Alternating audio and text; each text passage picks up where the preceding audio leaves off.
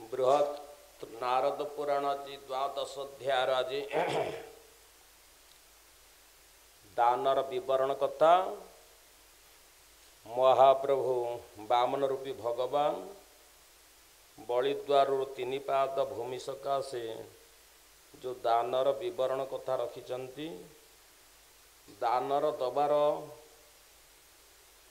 जो विवरण कथा, दान देले कौन आब महापुण्य हब से कथा।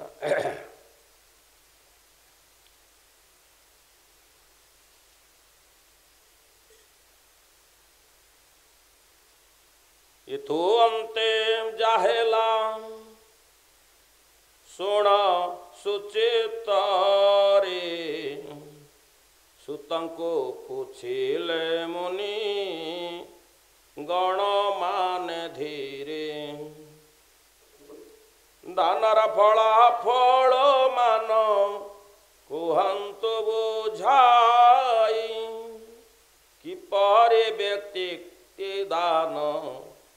देबाजे अटाई। क्यों दान क्यों फल प्राप्त हो आई,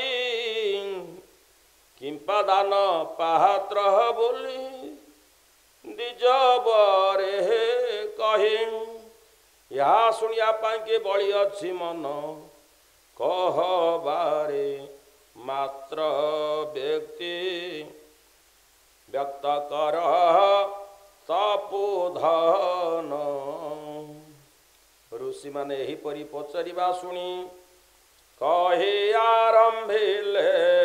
हसी हसी सुत मुनि। कहे आरंभिले हसे हसे सुत मुनि, हसे हसे सुत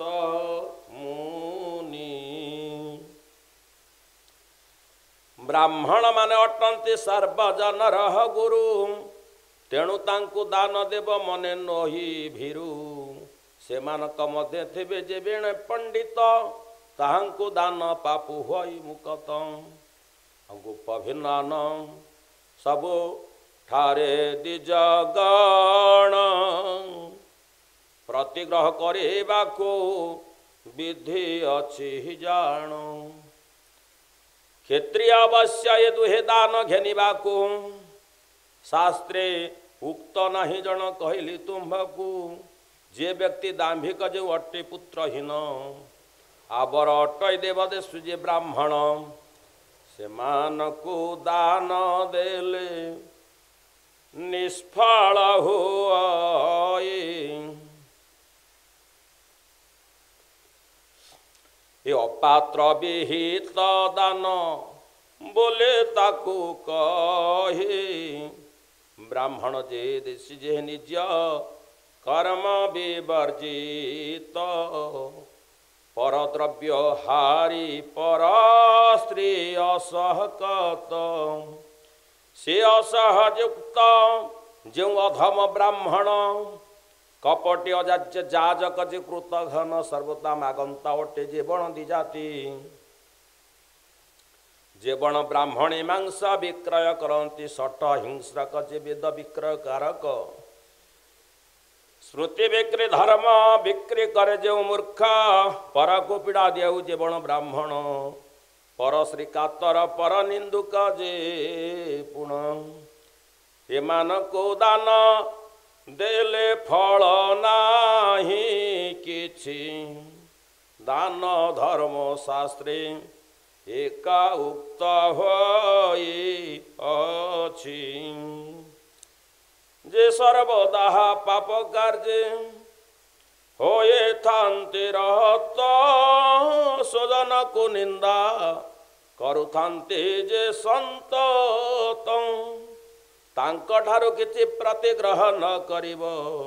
दान करि सेमानकु किछि न देब। नागदिजा जे सत कर्मपरायण बहु परिवार अटे जे ब्राह्मण, दरिद्र आवर वृत्तिहीन जे अटंती। स्रोत स्मार्थ कर्म जेहू करुथिबे नीति तांको सद्भावे दान देवार विधेय से दाने दातार हुए बहु फलोदय जे बण ब्राह्मण देव पूजा करुथिबे से सत्कर्म तेने असकत थिबे तांको यत्न सहकारे जीव दान देव तहिरो अशेष फल जे दाता लभिण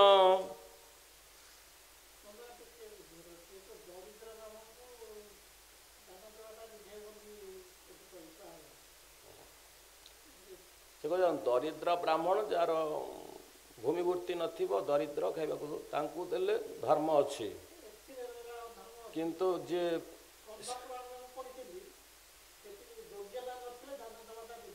हाँ अपात्र से अपात्र दान देले कौन सी कार्य किंतु ब्राह्मण जे जानी वेद अध्ययन पूजा पाठ जानी ज्ञान थिबा लोक ब्राह्मण को दान देले आ मूर्ख ब्राह्मण किबा असत मार्गे आचरण धर्महीन ब्राह्मण को देले कौन सी दानर फल मिल न थाए आ जदि गरीब निष्कामी गरीब वृत्तिहीन किछि नाही सरल साधु सरल लोकटा भारी दरिद्र ब्राह्मण तार कपट न थाए क्या पाखे हिंसा न थाए क्या को बदमाश करे ना तांकु देले निस्वार्थ बरसे ताकु देले भी पुण्य अच्छे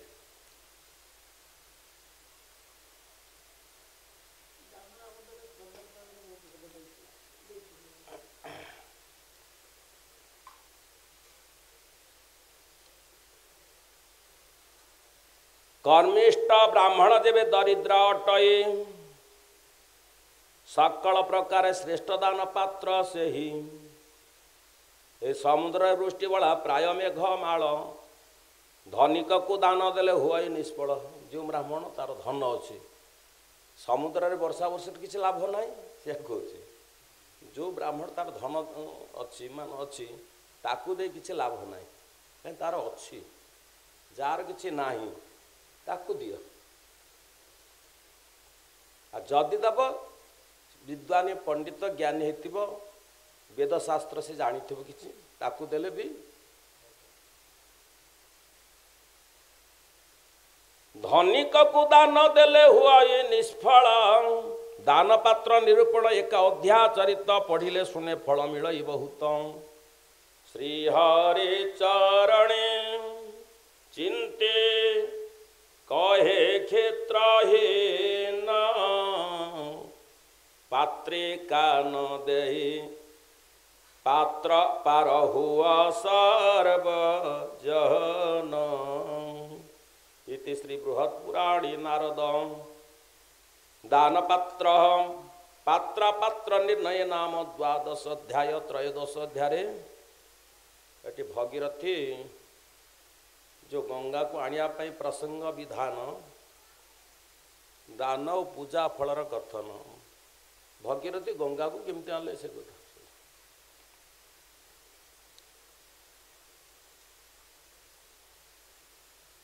येथु अनंतर ऋषिगण बोले हे सुत दान पात्र कही तोष कल आंभ चित्त आबर कथा एबे पचारो छे कहा शुणा को बढ़ी अच्छी मनरे उत्साह पूर्व काल रे भागीरथी दंड धारी गंगांकर महिमा को से जानिले कि प्रकार आनी थिले गंगा को से नूरपो ताहा कहे छोड़ाओ हम शरीर रूपाप या शुणी सुत बोले हो ऋषि गण जहा मते पचारे ता कहूची शुण उत्तम विषय गोटे शुणा सकाशे बासना जनमी आज तुम्भर मानसी गंगार महिमा शुणा जार मन उच्चक हुए धन्य अटेता जीवन गंगा का महिमा शुण जे कर्णर पथि ताहाकु परम गति लाभ हुए अंते आपण मानक अग्रतरे बे मुहि से दिव्य चरित शुण कहूची बुझाई ପୂର୍ବ କାଳେ ଦେବ ଋଷି ମହାତ୍ମା ନାରଦ କହିଥିଲେ ସନତ କୁମାରକୁ ଯେ ସମ୍ବାଦ ମୁଁ ଏବେ କହୁଛି ସେହି ପବିତ୍ର ଆଖ୍ୟାନ ଶୁଣିଲେ ସକଳ ପାପ ହୋଇବ ଦହନ ବ୍ରହ୍ମ ହତ୍ୟାକାରୀ ଏହା ଶୁଣିଲେ ଶ୍ରବଣୀ ପବିତ୍ର ହୋଇବ ତାର ଶରୀର ତତ୍କ୍ଷଣୀ ସଗର ରାଜାର ବଂଶ ଧର ଭଗୀରଥ ଗଙ୍ଗାକୁ ଆଣିଲେ ମର୍ତ୍ତ୍ୟ ପୁରକୁ ଯେ ମନ୍ତ କାହା ଉପଦେଶ ଋଷି କଲେଡ଼ି କଥା ତା ମଧ୍ୟ କହିବି ସର୍ବେ ଶୁଣ ସେ ବାରତା ଭଗୀରଥୀ ଜାତ ହେଲେ ସଗର ବଂଶର ସଗର ବଂଶରେ ଶଶାଗରା ଧରା ମାନ ପାଳିଲେ ହର୍ଷରେ ଅତି ସତ୍ୟପରାୟଣ ଧର୍ମେ ଥାଏ ମତି ବେଦ ବିଧାନ ଯଜ୍ଞ କଲେ ନରପତି ଦୟା ଗୁଣ ସମାନ କେ ନଥିଲା ତାହାଙ୍କୁ ଆଦର କରନ୍ତି ଯହିଁ ଦେଖନ୍ତି ସାଧୁଙ୍କୁ କାମ ଦେବତାଙ୍କୁ ସରି ନୁହେଁ ସୁନ୍ଦରରେ ନ୍ୟାୟପରାୟଣ ଶାନ୍ତ ଧୀର ସେ ସତ୍ୟରେ ଧର୍ମ ତୁଲ୍ୟ ସାକ୍ଷାତରେ ଅଟନ୍ତି ସେ ଜାଣ ମେରୁ ତାକୁ ଧର୍ମ ଗୁଣେ ନୁହେଁ ସମଜାଣ ସର୍ବ ସୁଲକ୍ଷଣ ଯୁକ୍ତ ନ୍ୟାୟବାନ ବ୍ୟକ୍ତି ଭୟରେ ଶତ୍ରୁତା ହୁଏ ତଟସ୍ଥ ହୁଅନ୍ତି ସକଳ ପ୍ରକାର ଐଶ୍ୱର୍ଯ୍ୟ ସେ ଭୂଷିତ ସବୁରି ଆନନ୍ଦ ବୃଦ୍ଧି କରନ୍ତି ସନ୍ତତ ଅତିଥି ସେଠାରେ ସଦା ରତ ହୋଇଥାନ୍ତି ଷଡ଼ ଉପଚାର ବିଷ୍ଣୁ ପୂଜନ କରନ୍ତି ସର୍ବଗୁଣେ ଅଳଙ୍କୃତ ଅଟନ୍ତି ଯେ ପ୍ରାଣୀମାନଙ୍କର ହିତ ସାଧନ୍ତି ସଦା ହିଁ ଏହିପରି ଅଶେଷ ଗୁଣରେ ହୋଇ ସେ ଭୂଷିତ ପ୍ରଜାମାନଙ୍କୁ ପାଳନ୍ତି ସେ ସନ୍ତାନରବତ ଏହି ପ୍ରକାରେ ବହୁ ଦିନ ଗଲା ବହି ଏହା ପରେ ଯାହା ହେଲା ଶୁଣ ମନ ଦେଇ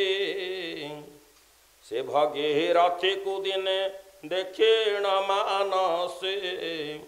ଧର୍ମରାଜା ମିଳିଗଲେ ଯାହିଁ ତାଙ୍କ ପାସି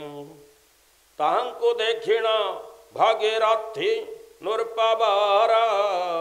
ଆସନ ତେଜିଣ ଉଭା ହେଲେ ବିନୟର ଶିରେ କର ଦେଇ ବିଧାନରେ ପୂଜା କଲେ ଭୂତଳରେ ଦଣ୍ଡ ପ୍ରାୟ ପଡ଼ି ପ୍ରଣମିଲେ ଅତିଥି ସତ୍କାର ଘେନି ସେ ଧର୍ମରାଜନ ଆସନେ ବସିଲେ ହୃଷ୍ଟ କରି ତାଙ୍କ ମନ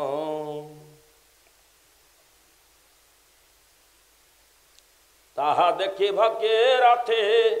କୃତାଞ୍ଜଳି ପୁଟେ ଜଣାଇଲେ ଉଭା ହୁଏ ତାଙ୍କ ନିକଟେ ବିନୟ ବୋଲନ୍ତି କର ଯୋଡ଼ି ଭଗୀରଥ ଭୂଦେବ ଆଜି ମୋ ଜନ୍ମ ହୋଇଲା କୃତାର୍ଥ ତୁମ୍ଭକୁ ଦର୍ଶନ କଲି ମୁଁ ଚର୍ମ ନୟନରେ ଏଥିରୁ ଅଧିକ ଭାଗ୍ୟ କି ଅଛି ସଂସାରେ ଆପଣ ଦେବତା ମୁଁ ଅଟଇ ନର କେଉଁ ଉପକାର ଅବା କରିବି ତୁମ୍ଭର ଧର୍ମରାଜ ହେଉଛି ଯମରାଜା ଧର୍ମରାଜ ତାକୁ କହନ୍ତି ଯମରାଜାକୁ ଆଉ ଧର୍ମରାଜା ହେଉଛନ୍ତି ଯୁଧିଷ୍ଠିର ଆଉ ଦେବ ଆଉ ମାନବ ମାନରୂପୀ ଧର୍ମରାଜ ଯୁଧିଷ୍ଠିର ଆଉ ଧର୍ମଦେବ ଯମ जमदेवता को धर्मराज बोली कहुए। एटी धर्मराज होती जम एटी कह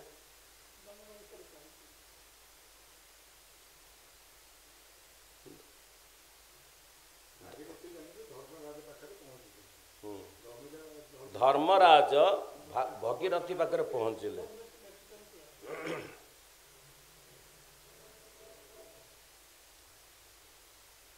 से निकिता धर्मराज को क्या जम को कहवा कि नाम युधिष्ठिर महाराज को कहवा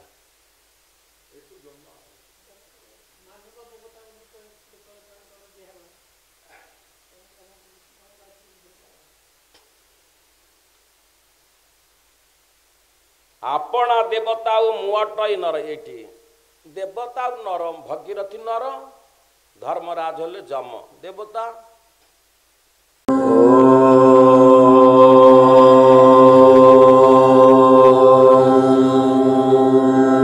नना आध्यात्मिक ज्ञान कथा